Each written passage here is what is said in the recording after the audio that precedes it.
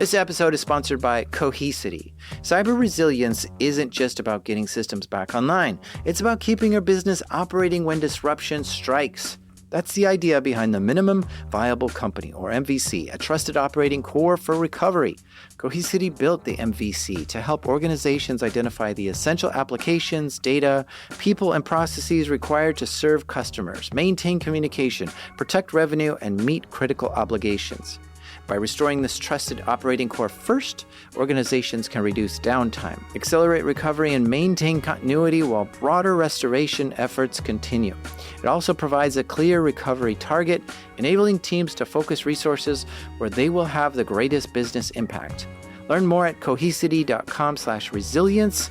That's cohesity.com/resilience. Cohesity, resilience everywhere. Okay, we're recording. So I'm going to call my dad because he's going on about something in emails, and I just have to clarify what in the world is happening.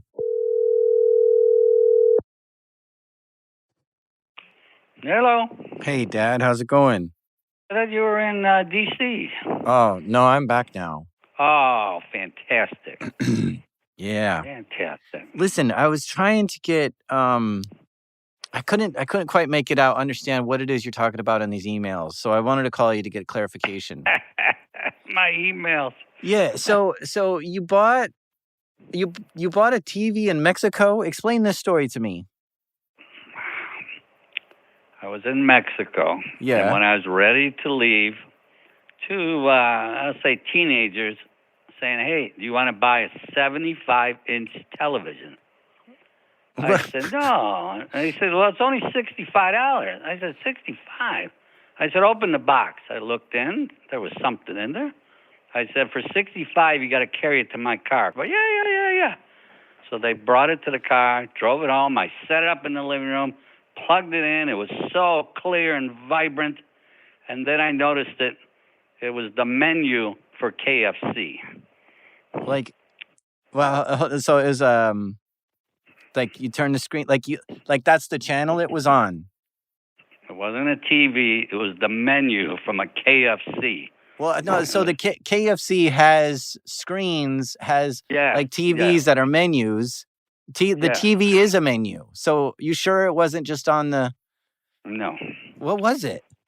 No, it was just the drive-up menu for KFC.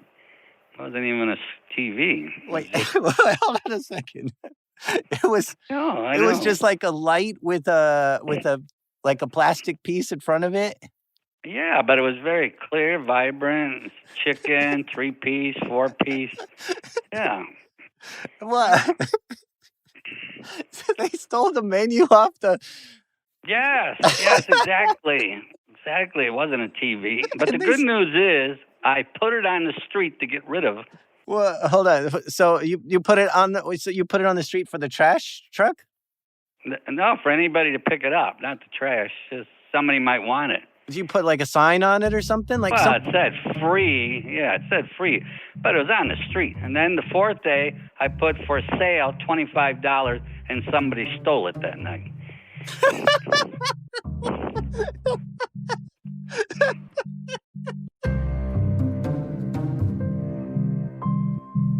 These are true stories from the dark side of the internet. I'm Jack Resider. This is Darknet Diaries.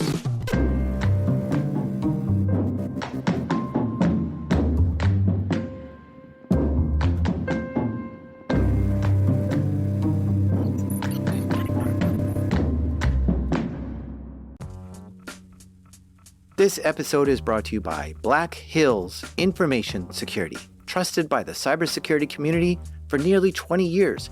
Need a pen test or 24/7 monitoring from their active SOC team? Or maybe you're ready for continuous pen testing to keep your systems battle ready. Black Hills InfoSec can take care of it all. And if you want to learn how they do it, check out Anti-Siphon Training. It's built for people who really want to hone their skills, from SOC analyst tools and methodologies to setting traps and running deception operations. AI is changing cybersecurity right now. Defenders use it, attackers use it, and that's why why Anti-Siphon Training is hosting their free AI Security Summit on August 14th. Join experienced practitioners as they share practical lessons, real-world experiences, and insights into how AI is changing cybersecurity. And because you're one of my listeners, they've got a little something extra waiting for you at blackhillsinfosec.com/darknet. The website you need to go to is blackhillsinfosec.com/darknet.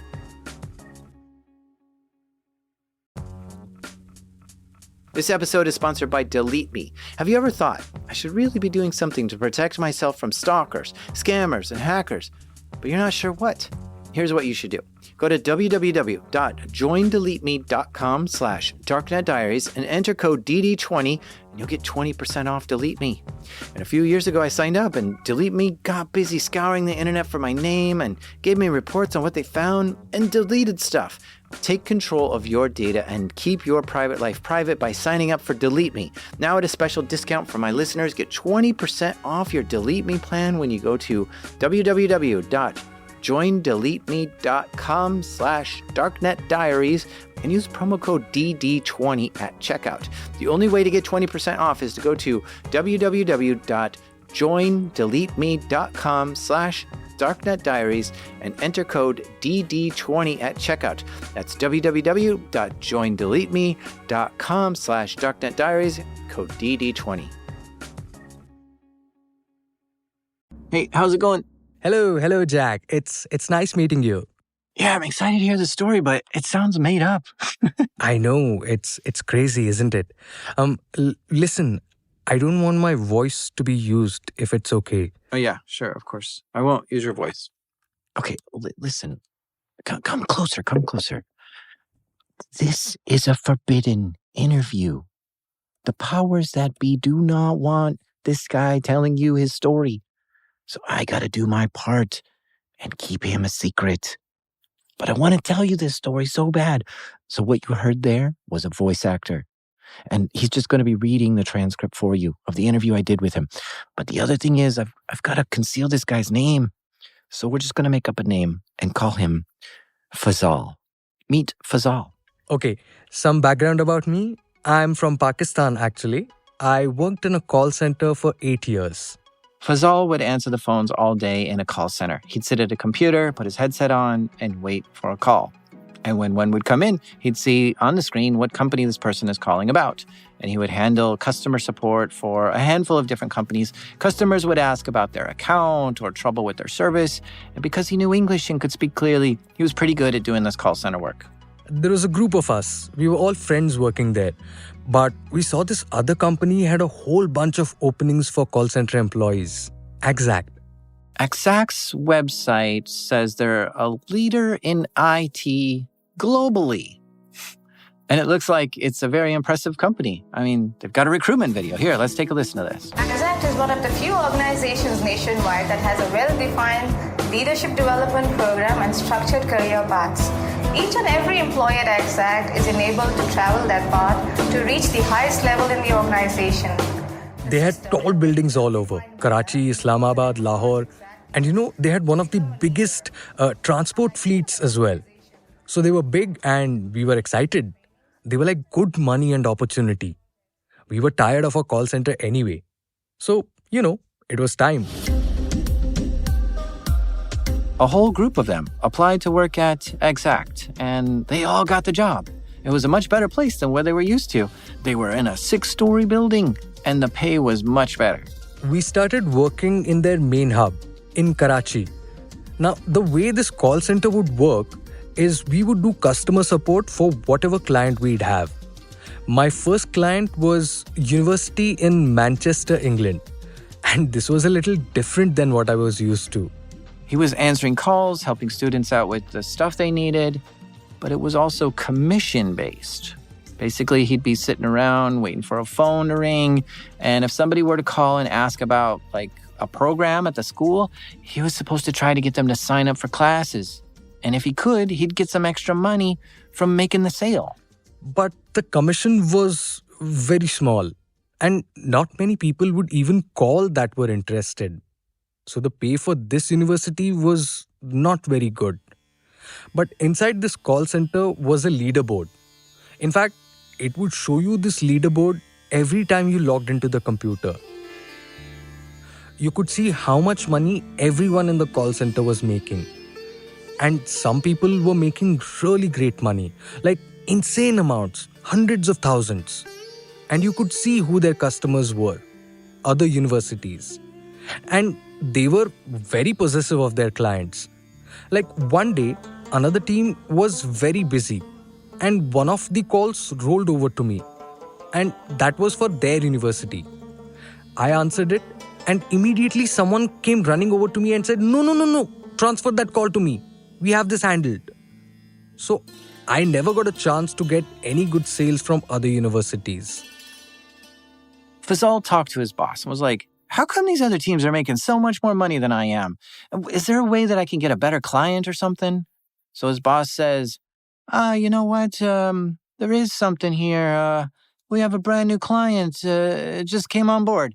And they're called Bayview. No, Bayville. Bay City University. Yeah, Bay City University. That sounds good. They're the same kind of thing that you've been doing. You got to help students with their online classes, but you can also earn some commissions, and there's some big potential here. You're interested? And Fazal's like, all right, sure. So they brought him over to this account, Bay City University. No, Baytown University. Yeah, that sounds better. They assigned this account to our whole group. It was strange. A few people on our team were webmasters, developers. A few were marketers. And then the rest of us were call center workers. The webmasters got to work at creating the university's website, baytownuniversity.com. It said they've got scholarships, a robust alumni network, student aid, and the school was ranked number 4 in the country. Come take classes and get a great career at Baytown University. They made this website in a couple of days. It looked really good. It looked just as good as any other fancy university out there.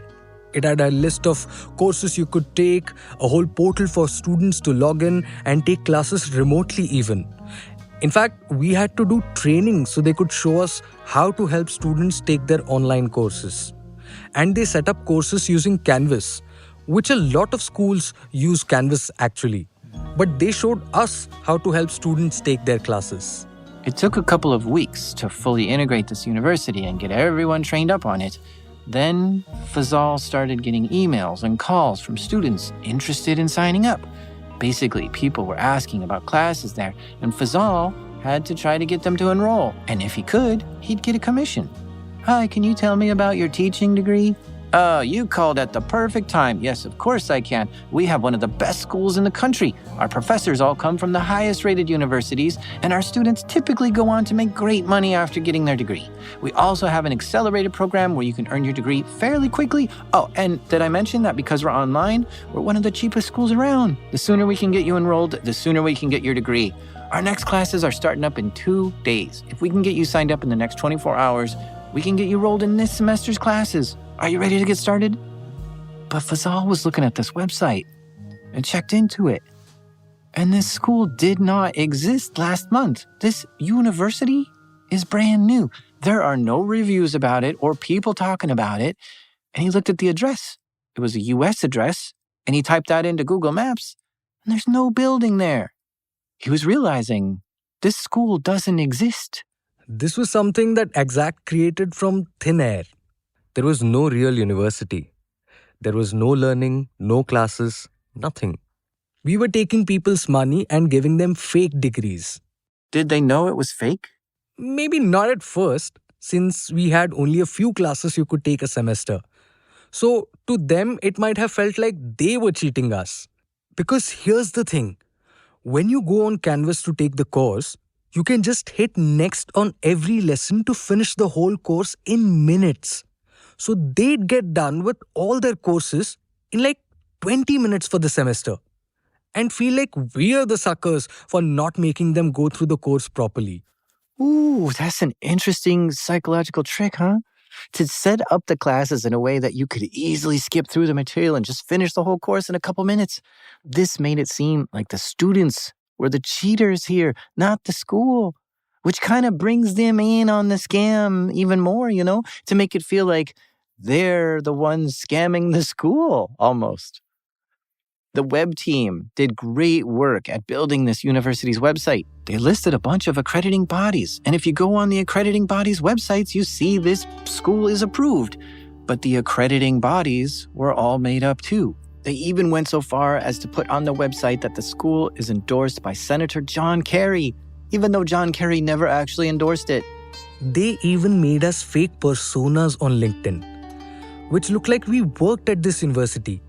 And so if you looked up the university on LinkedIn, you'd see all these employees there and faculty. Now, this school website, besides it being a scam, had another dark side to it. Here, check this out.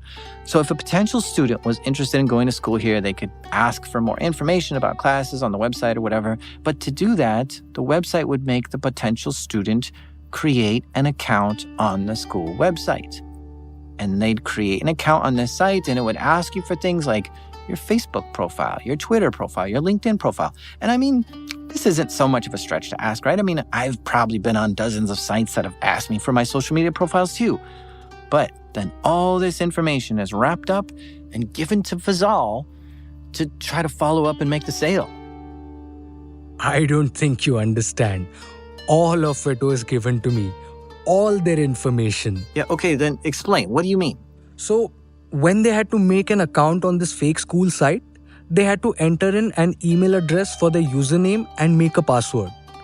Well, that password was stored in clear text and given to me. Oh, I see. That is creepy. Yeah, I thought the same. Kind of creepy. But it's far worse than that. I was talking with someone from another team, and they said, go to facebook.com and try to log in with this email and password. And we were able to log in to these people's Facebook accounts. Holy cow. That's not creepy. That's awful. So when you put your password into the school's website, they would just hand that password right to Fazal so he could do whatever he wanted with it. And this is a really good reminder that when we log in somewhere, anywhere, we're giving our password to the app or the website. I mean, we trust that they aren't looking at our password or storing it in clear text. We trust that they're hashing it or encrypting it so they can't see it even if they wanted.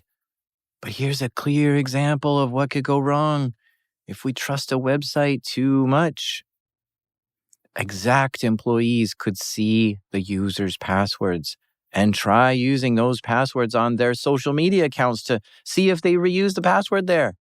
And they would sometimes be able to log in to Facebook or LinkedIn or even their email inboxes. And the website had some kind of tracker on the user. I'm not sure how it worked, but if I were on the phone with them, I can see everything they are clicking and hovering over.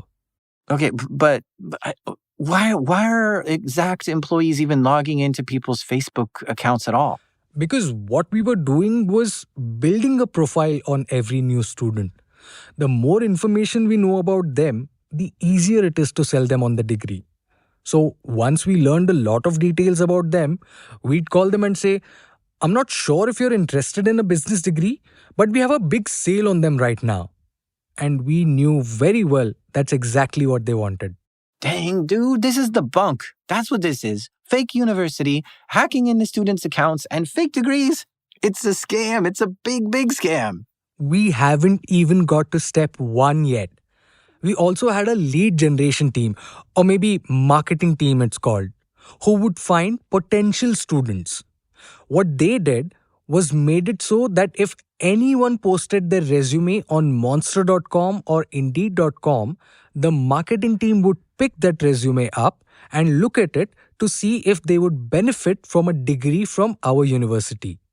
I don't know how they were able to immediately see everyone's resumes, but we were sent a lot of resumes. Okay, and what would you do with that? We'd then research that person, look for their social media profiles, try to find out their goals and ambitions, get to know them, then email or call them and say something like, Hey, I know you're struggling to find work. I want to help you with that. And of course, I'd try to get them to enroll. Oh man, you know what? I've made accounts on these career websites before, and yet it seems like the moment you apply for a job or post your resume, you instantly get flooded with emails about jobs you're seeking, and it's extremely hard to unstick yourself from this relentless barrage of job opportunities. It's almost like these sites have an active data breach or are selling your data as soon as you give it to them. Once I applied for a job in 2008 on one of these job recruitment sites, and I'm still getting emails from people today saying they found the perfect job for me. All right, we at step one yet? Yeah. Okay, step 1. We want the student to enroll, yeah? So we offer them a cheap introductory rate, a few courses, maybe a few $100. Where are these students typically in the world? Like, are they in Pakistan? No. I never saw any Pakistani students.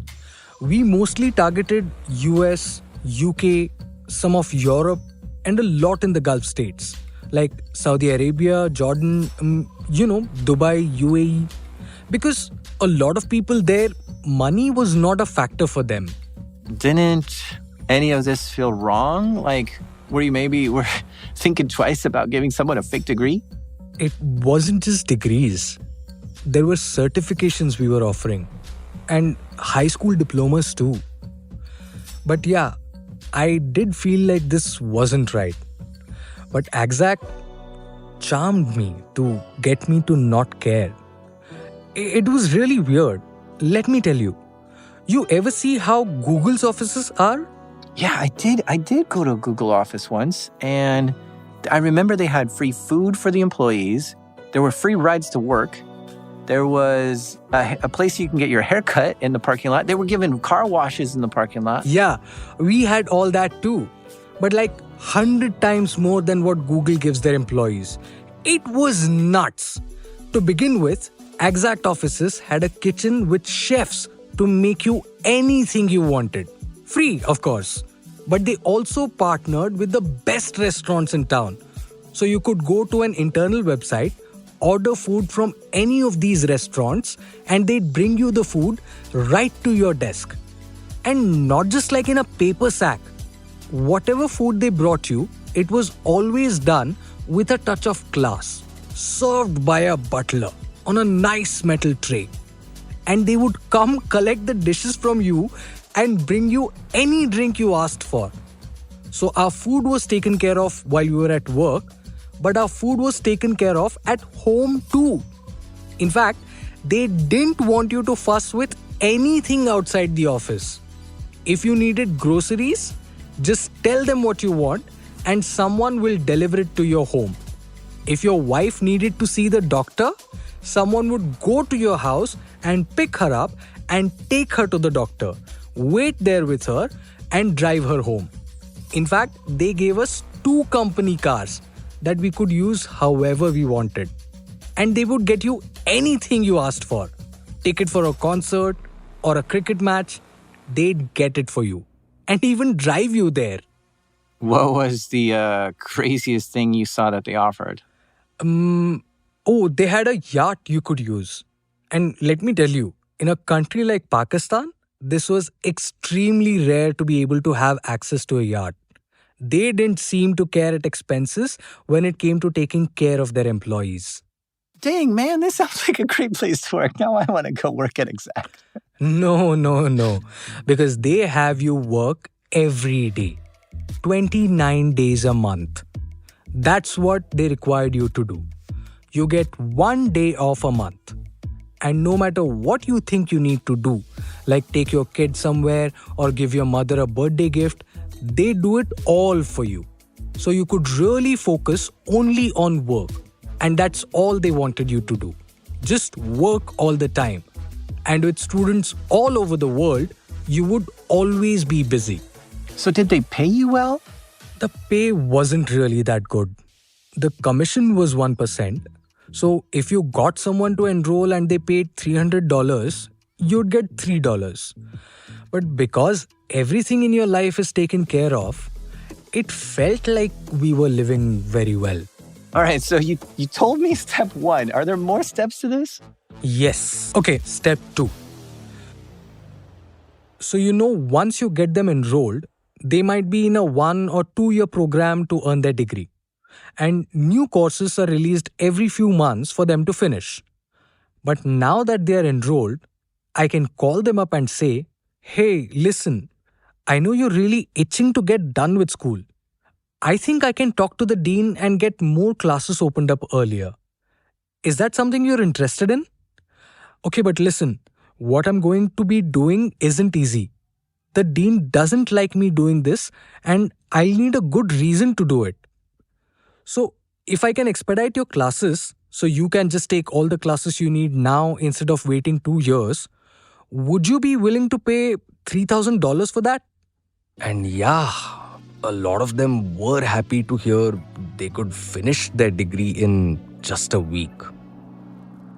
I mean, at this point, they had to know that this is not a real school or a real degree, right? Well, see, the school website looked real. Like it had accreditations listed. The website was approved by Secretary of State John Kerry. When the US State Department says this is an accredited school, you believe it. Even though his signature was fake and he didn't actually approve it. But yeah, I think some of them did know. And they didn't care. They'd already paid a little and were convinced it was a real school, at least at the beginning. So if they felt it was real, then maybe they thought they could get away with it. They liked it that it seemed so real, so they could believe it and feel good about it. So when we'd send them the certificate or degree, we made it all exciting and congratulatory for them. Even sent them a gown and graduation hat and asked them to take a picture of them wearing it, holding up their certification so we can put it on our website. And they would. So, okay, what kind of degrees are we talking about here? They had civil engineering degrees, aeronautical degrees, teaching degrees, English language certificates, law degrees, and a lot of high school diplomas. But we never did fake medical degrees. That was always off limits because someone could get hurt. Now, while Fazal told me they never sold fake medical degrees, I did find some evidence that nurses and psychiatrists were buying degrees from this company. I mean, listen to this. This is the CBC News out there in Canada. And they tracked someone down using a fake degree they got from Axact. We're starting our investigation with counselors treating serious medical conditions with fake degrees. First up, meet Alfred Ojo. He treats ADHD, anger management, depression, PTSD, the list goes on. You have a lot of certificates. Oh, and speaking of news stories, what is going on here? Listen to this. IATA says it is concerned by the report that nearly a third of Pakistan's civil pilots have been flying using what's called fake licenses. IATA is calling it a serious lapse and oversight. Pakistan International Airlines says it has grounded about 150 pilots and says the problem is industry-wide. Yeah, I saw that news story too. It's unrelated to what we were doing. We did not sell pilots' licenses. And that story was in Pakistan. And like I said, I never saw any Pakistanis enrolling in these universities. And by the way, once we had one university going good and rolling, they would stand up another new university a few months later. Because after a while, these things would be discovered as fake and we'd have to start all over. So it was just good practice to always be building new universities. And they kept giving us new ones to control. We're going to take an ad break here, but stay with us. There's more steps that Fazal is going to tell us about, and I'm really curious to see who's behind this whole thing. This episode is sponsored by Shopify. I know my job is to make a podcast, but I really love designing artwork for Darknet Diaries. And I take that artwork and I turn it into t-shirts. And I love selling those too. But you guys wouldn't be able to get them if Shopify didn't make it so easy to have a shop online. Because first of all, Shopify has a bunch of templates to help you quickly set up a website that you love. No coding required. It's amazing seeing your merch on a professional looking site for the first time. And then after you've set up your site with Shopify, you get to take advantage of Shopify checkout. Customers get to check out quickly and easily, and you get to hear. All you need is the idea. Shopify handles the rest. If you're serious about hearing your first, start your free trial at shopify.com/darknet today. You heard that right. Start your free trial today at shopify.com/darknet. That's shopify.com/darknet. There was one university that was created out of thin air called Newford University, and they had a whole promotional video. Here, this is the head of the university talking. My name is Danny Crane, and I serve as an HOD at Newford University. NU is an institution that prides itself on excellence, and as such, we strive to continually improve ourselves. Come be a part of Newford University to soar the sky of excellence. Here's another one from Drumont University, a fake university created by Axact. Drumont was an awesome experience for me. I was able to earn my PhD in leadership and education administration. I had the best advisor and was able to acquire a lot of experience in the education administration field. I am finishing my PhD at Drumont University, and I expect to graduate this fall. We had this team of sales agents, but the other people on the team would pose as people who worked at the school. So if you wanted to speak to the dean or administration's department or professor or counselor, we had it all set up to be able to have these roles you can talk to anyone you like. Okay, I think it's pretty shady to not only lie to your customers, to make them think that this school is real, but to also pose as a teacher and act like an expert in your field and give students a bad education. It's one thing just to sell them a fake degree, but it's a whole nother thing to give them a false sense of knowledge of anything. I just think that's a pretty dirty trick. The marketing team was pretty good at drumming up new victims for this scam. They would spend a lot of money on Google ads, hyper-targeting certain degrees and regions, scraping resumes off job sites, targeting people on social media, and running SEO campaigns to get their school ranked higher in the search results. How much do you think this company was making from all this? Right. Our team had a goal of $2.4 million a month, and there were 23 teams in the company. You could see the leaderboard and how well each team is doing. All right, so you told me step 1 and step 2. Are there more steps to this? I just imagine you could just keep rinsing and repeating. Start over, take that victim, sell them another degree. There are more steps, yes. But here's where it gets weird, and you lose track of your steps. So let's say I had someone pay extra to get their degree quickly, and we send them the degree. Well, we could go in a lot of different directions from here. One might be to call them up and say, there's been a mistake in the degree. You could just make up whatever you wanted at this point. You might say, sorry to inform you, but there's been an error. You didn't take all the courses you needed to earn this degree. I'm sorry, but we have to revoke your degree.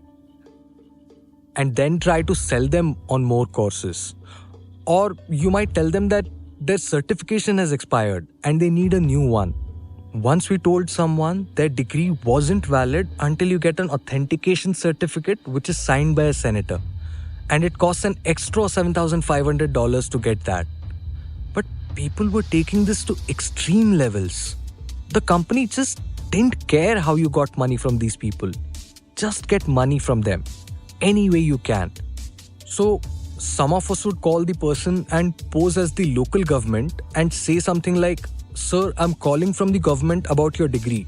Congratulations on your degree, but unfortunately it's not valid in this country until you pay an importation fee of $10,000. And we'd get people to pay us all these extra fees. Dang, that's cold, dude. Yeah. Or another was that we'd call them posing as a recruiter for a big company. We'd interview them for a job, hire them, but then say, "Oh no, you're missing this one qualification. You need to get an English-speaking endorsement," which I know where you can get one for $5,000. Wow, this is just getting nuttier and nuttier. And it's the classic con game. That once you get someone on the hook for a little bit of money, you can just keep upping it and upping it. And it works because that person has already gave you some money. We humans have this flaw in our operating system regarding sunk costs. It's hard for us to break off of something that we've already poured a lot of money and time into. So at this point, these people have already spent thousands of dollars on their fake degree. And it's just from that alone that this whole thing becomes important to them, that they don't want to lose it. And since it's already cost them thousands, they're like, okay, I'll pay a couple thousand more. And this is called the sunk cost fallacy. And it's crazy how effective it is against us. Oh, and remember when we got them to take a picture of themselves in the graduation gown holding the degree? We'd sometimes use that photo against them and just try to scam them by acting like someone else and saying, "You don't know who I am, but I know you bought a fake degree from the school. Pay me $8,000 or I'll show this photo to your boss." Dang, dude, you guys are straight up extorting people. Yep, it was bad. It was really bad. But it felt so weird because Axact claimed to be the largest IT provider and had these big buildings and a whole fleet of company vehicles. So everywhere you looked, it felt normal and okay. My parents were proud of me for working in the big office building, and having a butler come bring us dinner at home from a 5-star restaurant. It was very strange. So not only are people getting extorted by Axact, but these degrees were catching up with people. There was one guy who bought a fake degree, and then he got a job as a criminal forensic psychologist, and he used his degree to get the job. And then he worked on 700 cases, giving his expert advice on them before they found out he had a fake degree. They arrested him and threw him in jail for that. And I think they had to reopen all those cases that he was an expert forensic psychologist on. And there was this Olympic diving coach who got in trouble for using his fake degree to get a job as a diving coach at Indiana University. There was one other thing that we might do with the person we are scamming. Sometimes we'd call them up to try to scam them, but they were just like, "No way. I know I've been scammed. I paid all this money for a fake degree. You can't scam me for any more. I'm on to you." Right? Well, in those cases, we would sometimes say, "Yeah, you know what? You're right. We are scammers. But hey, do you want in on it too?" And what we'd do is set up a deal with that person to funnel the money through them, where payments would go through them and they could keep some of it. Oh my God, now they're converting the victims into money mules? Okay, so a money mule is someone who accepts stolen money from someone else and then sends that to scammers. And this makes it harder for banks and law enforcement to detect where stolen money is going. And the money mule typically doesn't know that what they're doing is illegal. And the deal is that they can keep a percent of the money coming through their bank account, and they do very little to earn this. Just let the money come in and then write the check to send to someone else. And so Axact had this whole system of moving money around to avoid detection and shutdown. It's easy for big banks to recognize which bank accounts that might be connected to Axact and just stop those transactions. But if they're constantly shifting the money and it's flowing all around, the big banks just can't detect this very easily to stop it.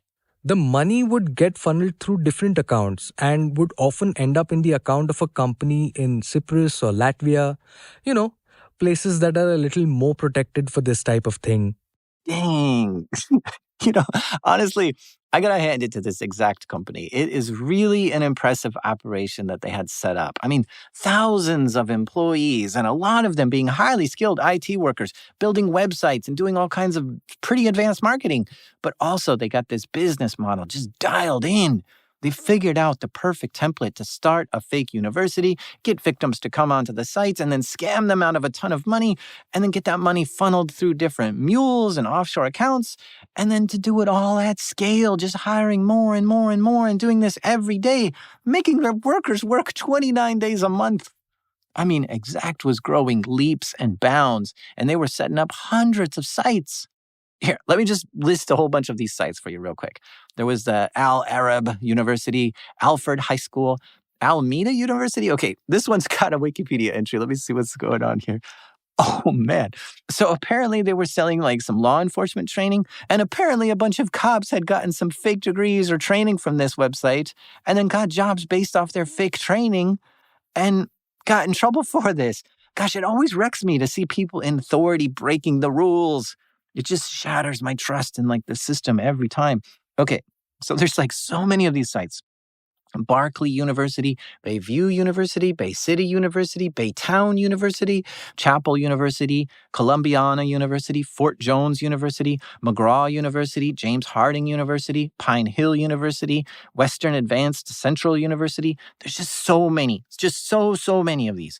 It's once they figured out the game, they just kept copying and pasting and expanding and maximizing profits. So who's masterminding this whole thing? Who figured all this out? Well, Axact was found by a guy named Shoaib Ahmed Sheikh. Yes, I met him. He would come through the office and meet with the top sales agents. And I'll tell you, he did not seem like, shady or scammy. He appeared genuine and was influential at getting you to do great work. He never talked about all the phony things going on. He only said positive things like how much of an impact we are making, giving people an education and it's changing lives. And he encouraged us to achieve excellence in our work. So I don't know if he was the main scammer here. Okay, so this guy Shoaib not only started Axact, but also started a TV network called Bol, B-O-L. Just looking at their YouTube channel, they show music videos, game shows, talk shows, and news channels. They seem pretty popular. Their YouTube channel has 5 million subscribers, and the website says they have 156 channels in 16 languages. But this is interesting, right? A guy who's running a fake degree scam is also controlling the press. He's got a lot of money and is pretty influential. One thing about Pakistan is if you have money, you have power. You can get away with doing things that others would be arrested for. Oh, and he was always saying about how he was donating to charities and setting up different things to help the people of Pakistan. So a lot of people liked him. The Axact website says Shoaib has set up schools, food and shelter systems, and healthcare systems all through his charitable giving. And he himself graduated from one of Pakistan's most prestigious business universities, so he clearly has great business skills. But he's not the only one running this company. But I'm having a hard time finding a clear corporate structure showing exactly who's there, and I just don't know how many executives were involved. And it's possible that one of the other executives made up this scheme and got this whole thing going, and maybe Shoaib just doesn't know that there's a big scam going on. I don't personally believe that theory, that he wouldn't know that what's going on in his own company.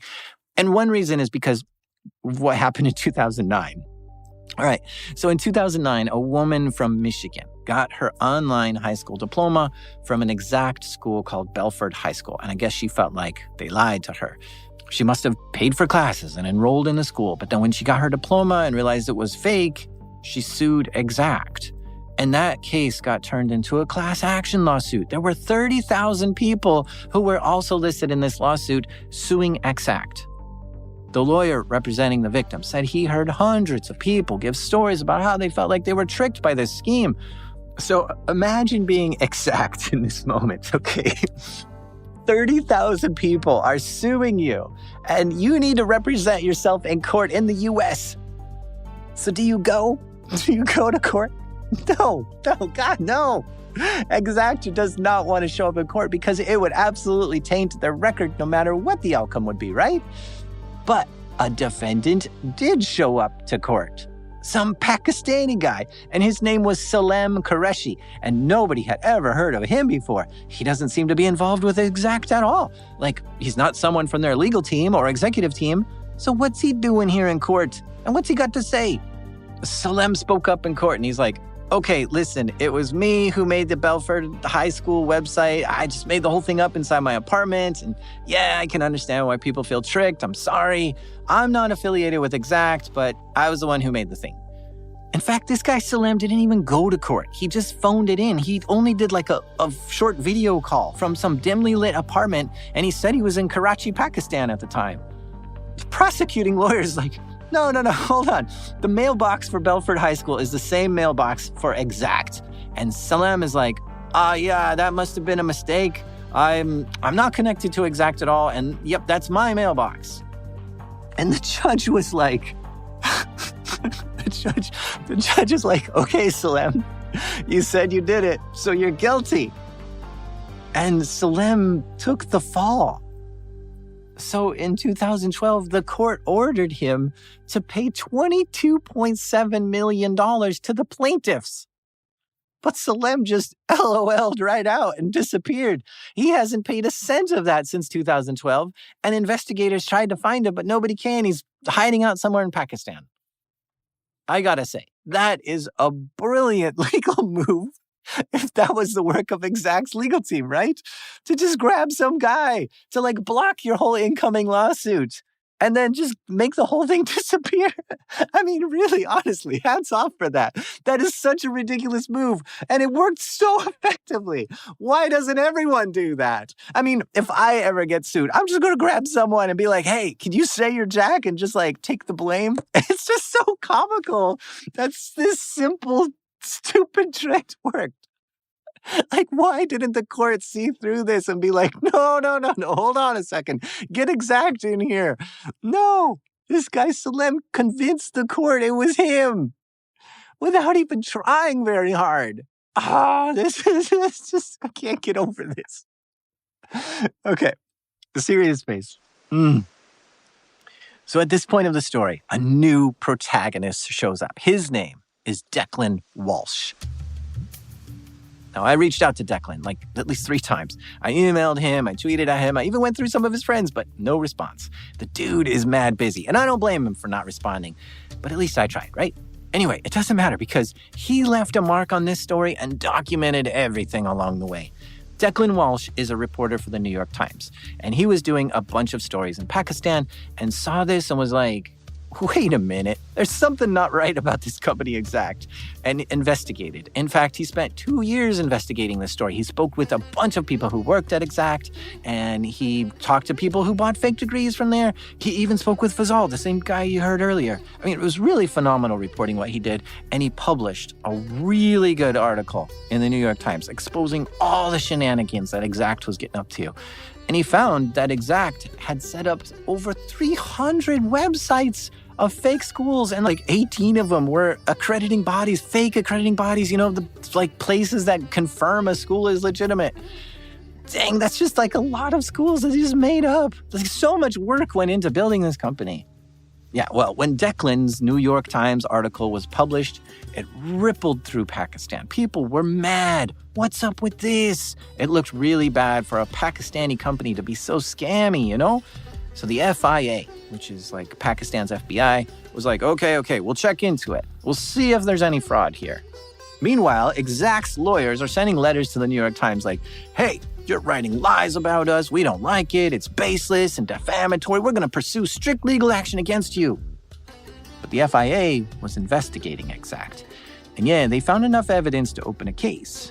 What's more is they really didn't like the kind of bullying behavior that they were trying to scam customers out of more money by threatening them and deceiving them. So the FIA took action.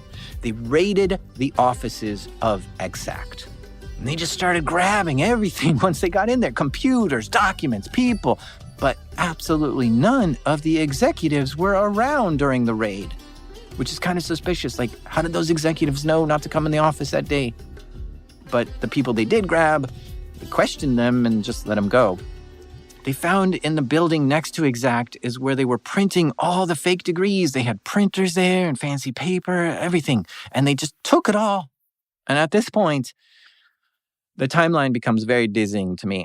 I tried my best to get it all sorted out, but it's fuzzy. There's some gaps, I'm sure. But I'll do what I can to explain what I think happened.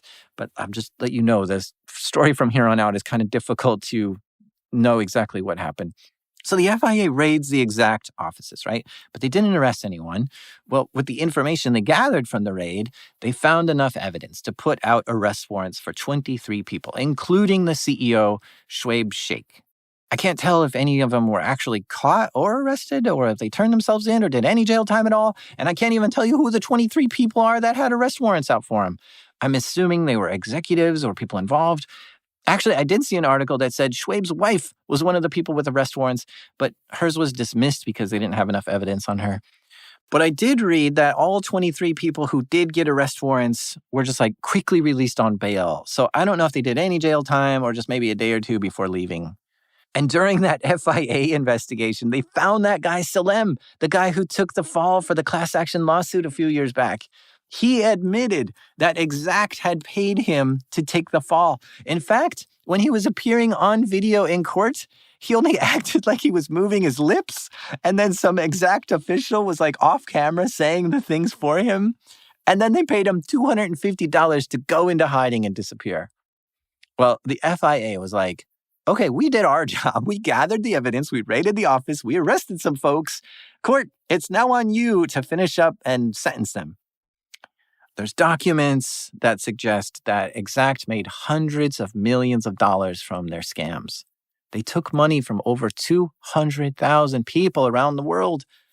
And this means it was one of the biggest scams of all time. Stephen Colbert even joked about this. Here, listen to this. That's right. The Pakistani company Axact was selling fake college diplomas, which explains where bin Laden got his degree in women's studies. Luckily, Pakistani authorities arrested the Axact CEO, charging him with illegal money transfers, forgery, and fraud. No doubt he'll represent himself in court. I hear he's got like 20 law degrees.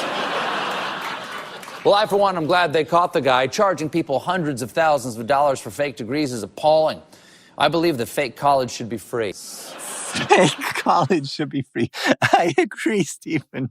Fake college should always be free. Now, before the sentence could be carried out, this guy, Judge Memon, suddenly and out of the blue acquitted all of the people who were accused. Like, somehow the number was now at 27 people being accused. So Schwabe and 26 others just all had their charges dropped just by the judge, and they were free to go. Like, you're done. There was no explanation or anything. It was just unreal. But the Pakistani court's like, whoa, hold on, wait, what just happened? And they looked into this guy, Judge Memon, further, and they found that he accepted a bribe from Schwabe for about $18,000 to just acquit everyone. And once the court found out about this bribe, they fired the judge and unacquitted all 27 people involved and reopened all the cases. And one guy was pretty unlucky in all this, Umair Hamid. He was the vice president of Axact, and guess what? He was living in the U.S., so the authorities were able to nab him, and he pled guilty. He had no escape from the U.S. justice system. There was no one to, like, put in front of him and say, oh, it was this other guy. So he went to prison for, like, a year and a half. In 2018, the Pakistani Sessions Court found 23 Axact employees and executives guilty of impersonation, cheating, and dishonesty, forgery, and aiding and abetting. And the judge is like, okay, I'm going to give you all your sentence now. But there's this moment in court where the judge is like, where is everyone? None of the 23 defendants showed up to their sentencing hearing. None. So the judge is like, well, that's rude. I'm removing all your bail and I'm calling for your rearrest with no bail option this time. And then the court issued prison sentences for all 23 people. I think the highest that someone got was 7 years in prison, but collectively it all added up to 20 years prison time. On top of that, they were all fined like a significant amount of rupees too. And also, somewhere in here, Schwabe lost control over Bowl, that TV studio he started. It looks like the Pakistan Electronic Media Regulatory Authority revoked the broadcasting license that Bowl had, I guess until Schwabe stepped down or something. But then in 2023, a different company came in and bought Bowl, so it's definitely out of his hands now. Okay, so that's that, right? 23 people sentenced to prison for this whole Axact degree mill scam. You'd think Axact would just like shutter its business and the CEO would just face his punishment. Well, no, not from what I could tell. Even though he was sentenced in 2018, it wasn't until 2023 that he was arrested. And don't ask me how he managed to stay free all that time. Like I said, the details here are just baffling to say the least, and I have a lot of questions. But apparently business went on as normal in Axact. And there's a video of the FIA arresting the CEO, Schwabe, at the Islamabad airport. I'll try to describe the scene to you. Schwabe's wearing like a black polo shirt, but he's looking very calm and a little confused, but not struggling or yelling or anything. And they put him in a car and they drive him away. Kind of uneventful. And even after all that, there's still a lot of people on his side. Like the Bowl news station was saying things like, he's being abducted. We don't know where they took him. And they're only arresting him because he supports Imran Khan. And this whole arrest is a violation of freedom of speech. Well, you can guess his arrest didn't last long. I believe he only spent 2 days in jail and then was released. And all I can find is that he submitted documents to the FIA, who then let him go based off those documents. So are you still working there? No. My wife was not happy with me being part of this and wanted me to quit. So I did. Yeah, I don't work there anymore. I've gone to work for a different tech company. So yeah, that's where we stand today. Axact, it looks to me that they're still in operation. And the CEO did not serve his prison sentence, and I guess is doing just fine out in the world. I guess, what could he be doing? Appealing the case? That's possible. And maybe he just has some deals with people to don't arrest him anymore or just drop the case. I don't know. It's just too hard for me to cut through the noise to find answers of what's going on over there.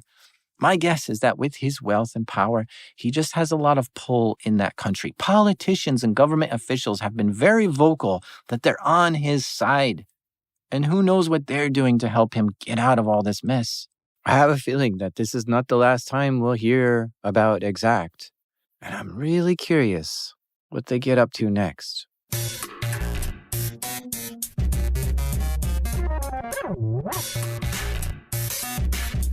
A big thank you to Fazal, which is not his real name, for sharing this story with us. And if it wasn't for him bringing me the story and telling me all about this, I wouldn't even know about this. Oh, and thanks to Shrikant Joshi for doing the voice acting on this one. If you're looking for a new shirt, I got your back. Go to shop.darknetdiaries.com and check it out. I think there are over 50 different shirt designs there, and I guarantee you're going to find one you love. So please check out the shop.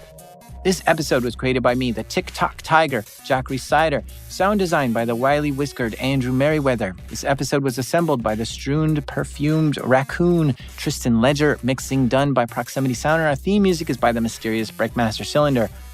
What happens if you severely overclock a PC? It goes up in frames. This is Darknet Diaries.